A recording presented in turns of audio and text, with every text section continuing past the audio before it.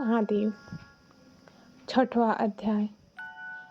महाप्रलय काल में केवल सद्ब्रह्मा की सत्ता का प्रतिपादन, उस निर्गुण निराकार ब्रह्मा से ईश्वर मूर्ति का प्राकट्य, सदाशिव द्वारा स्वरूपभूत शक्ति का प्रकटीकरण, उन दोनों के द्वारा उत्तम क्षेत्र का प्रादुर्भाव, शिव के वामांग से परम पुरुष का आविर्भाव और उनके प्रकाश से प्राकृत तत्वों की क्रमशः उत्पत्ति का वर्णन।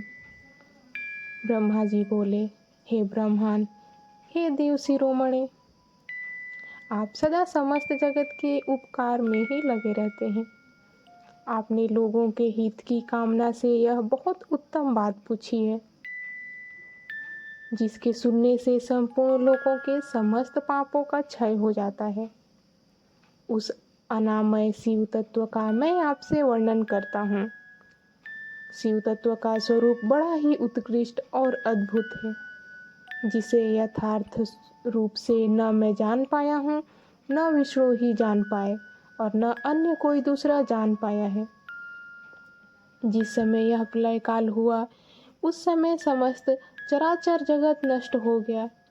सर्वत्र केवल अंधकार ही अंधकार था।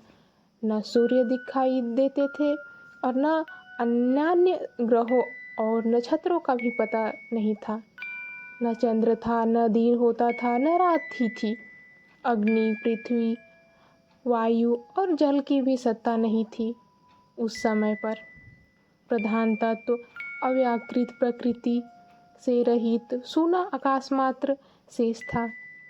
दूसरे किसी तेज की उपलब्धि नहीं होती थी। अदृष्ट आदि का भी अस्तित्व नहीं था। शब्द और स्पर्श भी साथ छोड़ चुके थे। गंध और रूप की भी अभिव्यक्ति नहीं होती थी। रस का भी अभाव हो गया था और दिशाओं का भी भान नहीं होता था। इस प्रकार सब और निरंतर सूची भेद घोर अंधकार फैला हुआ था।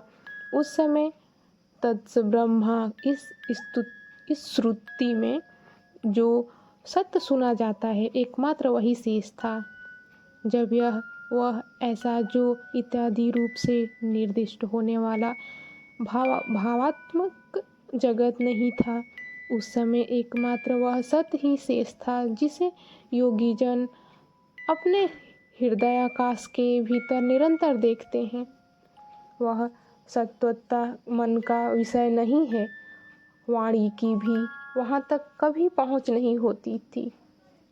वह नाम और रूप रंग से भी शून्य है।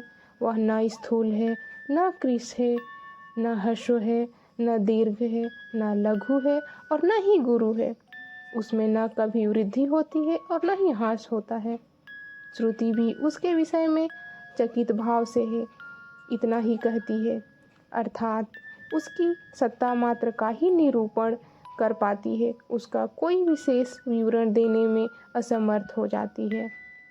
वह सत्य ज्ञान स्वरूप, अनंत परमानंदमय, परम ज्योति स्वरूप, अप्रमेय, आधार रहित, निर्विकार, निराकार, निर्गुण, योगिगम्य, सर्वव्यापी, सबका एकमात्र कारण, निर्विकल्प, निरारंभ, माया शून्य, उपद्रव रहित, अद्वितीय, अनादि, अनंत, संकोच विकास से शून्य और चिन्मय है।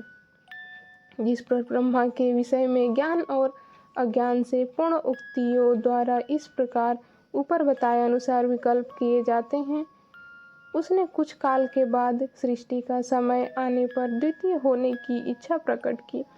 उसके भीतर एक से अनेक होने का संकल्प उदित हुआ।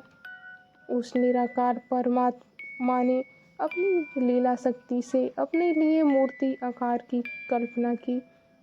वह मूर्ति संपूर्ण ऐश्वर्य गुणों से संपन्न, सर्वज्ञानमयी, शुभ स्वरूपा, सर्वव्यापिनी, सर्वरूपा, सर्वदर्शिनी, सर्वकारिणी, सबकी एकमात्र वंदनीय, सर्वदा सब कुछ देने वाली और संपूर्ण संस्कृतियों का केंद्र थी।